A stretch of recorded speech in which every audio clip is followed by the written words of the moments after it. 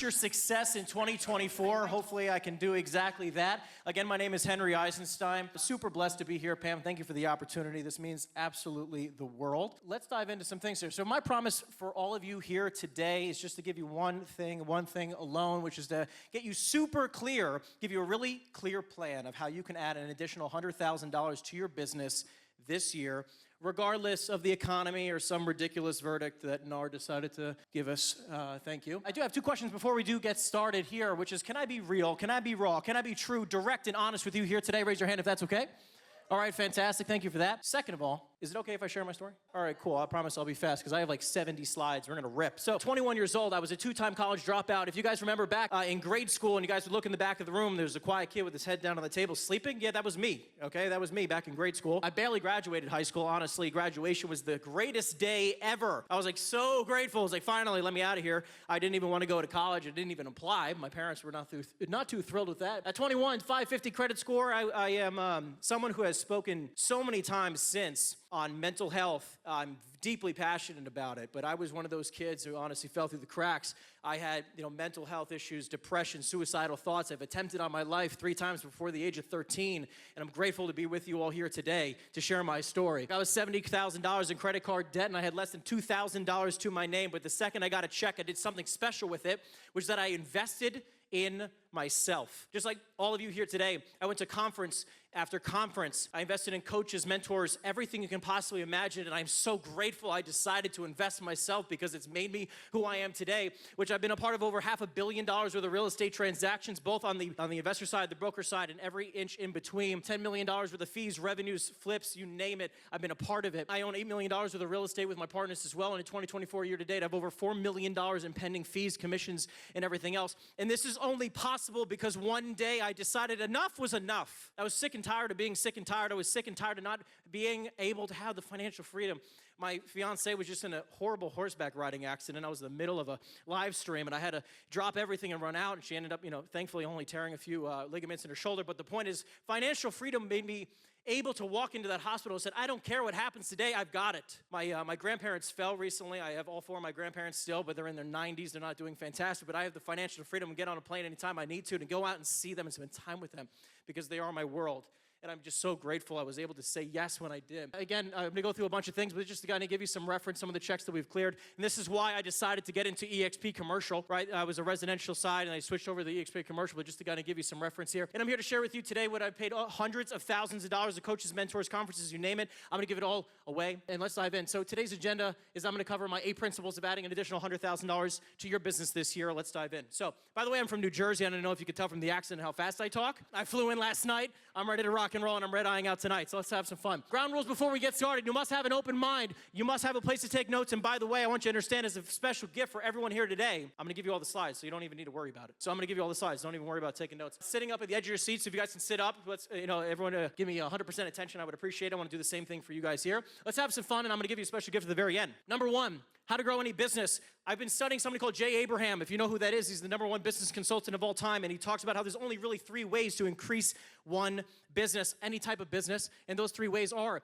increase the number of customers. Number 2, increase the average customer value or the unit of sale, make them worth more. Number 3 is increase the repurchase rate with those customers, have them just purchase more frequently, okay? Now let me translate what that actually means for you and all of us here as real estate agents and investors. What that looks like is obviously number 1, increasing the number of transactions, which is what every coach talks about. Obviously sell more real estate, we're always taught that, but number 2 through 4 is where the magic happens here, right? This is how I was able to multiply my income, which is increase the average sales price, which I know sounds rudimentary, but how many of you are actually tracking your average sales price and making sure every quarter after quarter after quarter, you're constantly increasing it? The second one is increasing your average commission percentage, which I'm not just talking about your average 2% commission, but how many deals are you actually being so dialed in and making sure that your listing presentation gets you that 3.5% we were talking before, right? Or possibly even on the commercial side, we're getting 4, 5, and 6% commissions every single time, which allows you to sell less real estate and make more money. And number 4 is the special one, which is recruit agents to do those 3 things.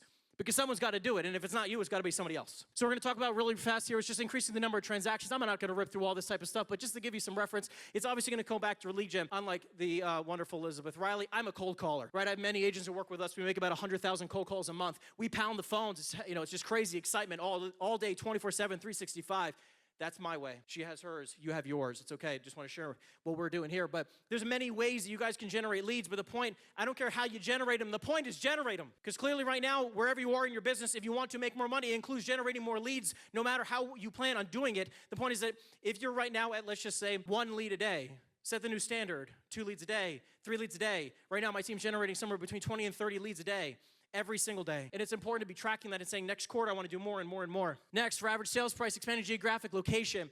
By the way, really simple. This is really, really simple. Where are the most expensive transactions in prospect there? That's it. I'm not telling you to sell super luxury properties, but I am saying you can't just prospect in your backyard because your backyard might be only $300,000 houses. And you're going to end up having to sell hundreds of them to make great money. So I am saying prospect where the money is. The second one is change up your asset class. If you're only dealing with hypothetically single family, maybe you change it up and you start doing 2 families, 3 families, 4 families, or like I did, I started prospecting commercial. Another one is expanding your network because obviously your sphere of influence influences what you sell. Next is increasing the commission percentages, which is really just about off-market opportunities. Nora's talking about how commissions are going to be changing, but guess what? When deals are off-market, does it matter? No, right? Because you control that. So it's an opportunity right here in front of you guys, which is finding opportunities right now off-market so that your investors and or clients don't have to even compete in this marketplace. And now the more deals you double in, the more commissions you make. Just like Elizabeth is absolutely crushing the world of attraction, this is exactly what this is about, because like we just said, somebody has to do it.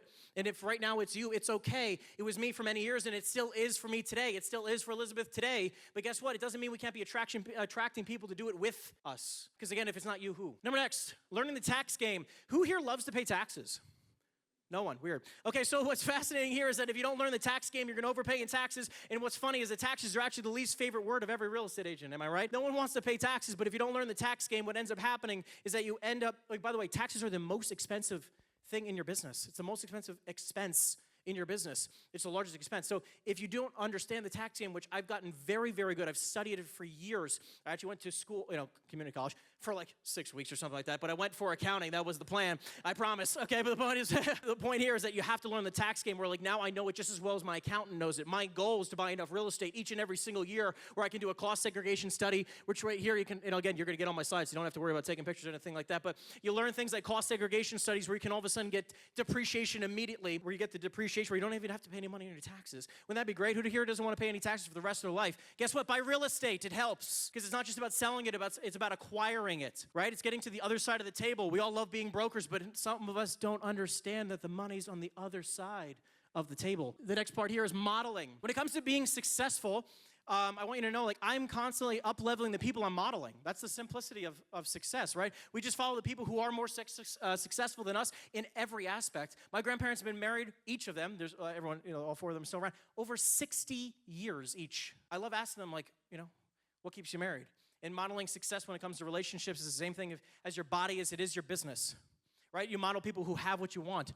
When it comes to modeling, it's like, think about it, like this is super fascinating. It's like, okay, if the top 1% of real estate agents, 1% of 1%, who make over $10 million a year have a team of 50 plus people, and your goal, again, like, for $1 million, like you have a team of 5 or more, and they focus on possibly luxury real estate and have larger teams, why are you not recruiting? Why are you not building a team? Why do you think you have to do this all alone? What's the point? Put the ego aside for a second. Again, this is the funny one, number 3. If agents who make less than $100,000 in income spend less than 30 minutes a day prospecting, why are you modeling them? So many of us do. We model the wrong things. You'll see it in the other one here. But again, 90% of millionaires did so through owning real estate. Yet less than like a third of real estate agents own any real estate. Strange. And then again, number 5 is like 40% of divorces occur because of money. I love talking about money. You know who didn't talk about money? My parents. Guess who's divorced?